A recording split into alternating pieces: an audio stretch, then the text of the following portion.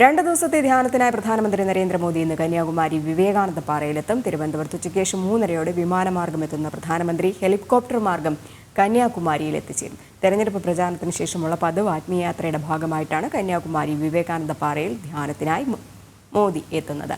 പ്രധാനമന്ത്രി എത്തുന്നതിന്റെ ഭാഗമായി കന്യാകുമാരിയിൽ കനത്ത സുരക്ഷയാണ് ഒരുക്കിയിരിക്കുന്നത്. കന്യാകുമാരിയിൽ നിന്നും അഖിൽ പാലോട്ടുമഠം തയ്യാറാക്കിയ റിപ്പോർട്ടിലേക്ക്.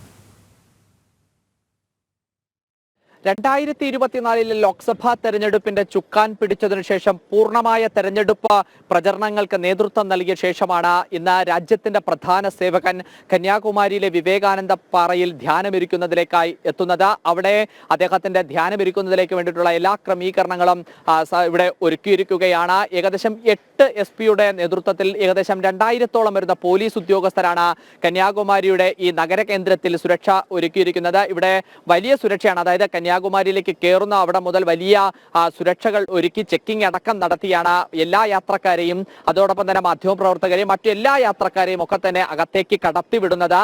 അതിനുശേഷം ഇവിടെ ഹോട്ടലുകളിൽ താമസിക്കുന്നിടത്ത് പോലും കൃത്യമായ ചെക്കിംഗ് ഒക്കെ തന്നെ പോലീസ് നടത്തുന്നത്. വലിയ സുരക്ഷ അദ്ദേഹത്തിന്റെ വരവുമായി ഒരുക്കി കന്യാകുമാരിയിൽ സജ്ജമാക്കി കഴിഞ്ഞു. അതിനുശേഷമുള്ള ഒരു പ്രധാനപ്പെട്ട കാര്യം എന്ന് പറയുന്നത് അദ്ദേഹം ധ്യാനമിരിക്കാൻ എത്തുന്ന സ്ഥലത്ത് ഒരു കാലാവസ്ഥ പ്രശ്നം കൂടി അതൊരു മുന്നൊരുക്കമായി കാണുന്നുണ്ട്. അങ്ങനെയാണ് എന്നുണ്ടെങ്കിൽ അദ്ദേഹം വിവേകാനന്ദ പാറയിൽ നിന്നും അദ്ദേഹത്തിന്റെ ധ്യാനം അടുത്തുള്ള വിവേകാനന്ദ കേന്ദ്രത്തിലേക്ക് മാറ്റും എന്നതാണ് നമുക്ക് അറിയാൻ സാധിക്കുന്നത്. എന്തായാലും അദ്ദേഹം ഏകദേശം 55 മണിക്കൂറാണ് അദ്ദേഹം ഇത്തവണ 2024 ഇത്തവണത്തെ ലോക്സഭാ തെരഞ്ഞെടുപ്പിന്റെ ചുക്കാൻ പിടിച്ചതിനു ശേഷം കന്യാകുമാരിയിൽ ധ്യാനമിരിക്കുന്നത്. 2014 ശിവജിയുടെ സമാധി സ്ഥലമായ പ്രജഘട്ടിലും അതിനുശേഷം 2019 ഉത്തരാഖണ്ഡിലെ കേദാർനാഥിലെ ഗുഹയിലുമായിരുന്നു അദ്ദേഹം ധ്യാന നിമിടമായി ഈ രാജ്യത്തെ ഒരുമിച്ച് ചേർത്ത് പിടിക്കാൻ, ഈ രാജ്യത്തിന്റെ കരുത്തായി മാറാൻ, ഈ രാജ്യത്തിന് സംരക്ഷണം ഒരുക്കുന്നതിലേക്ക് വേണ്ടി തയ്യാറായിരുന്നത്. എങ്കിൽ കന്യാകുമാരി മുതൽ കാശ്മീർ വരെയും കാഞ്ചി മുതൽ കാമരൂപം വരെയും ഭാരതം ഒന്നാണ് എന്ന വലിയ സന്ദേശം നൽകുന്ന തരത്തിലാണ് ഇത്തവണ കന്യാകുമാരി കടൽ തിരമാലയുടെ ആ ഓളം തട്ടുന്ന കന്യാകുമാരി വിവേകാനന്ദ പാറയിൽ ഇരുന്നു കൊണ്ട്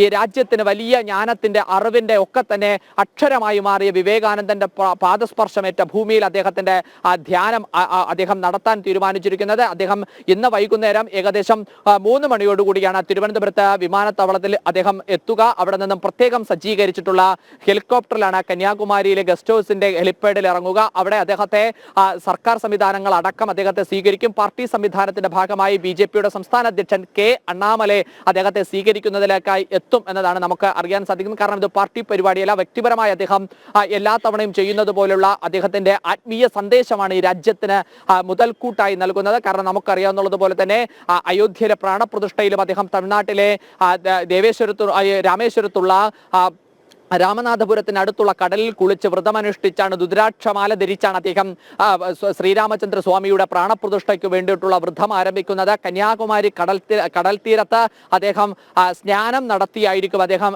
ഈ ധ്യാനത്തിലേക്ക് പോവുക എന്നതാണ് നമുക്ക് മനസ്സിലാക്കാൻ സാധിക്കുന്നത്. അദ്ദേഹം എന്തായാലും ഈ രാജ്യത്തെ ചേർത്ത് പിടിക്കുന്നു എന്നതിന്റെ വലിയ ആത്മവിശ്വാസം തന്നെയാണ് നമുക്ക് കന്യാകുമാരിയിൽ കാണാൻ സാധിക്കുന്നത്.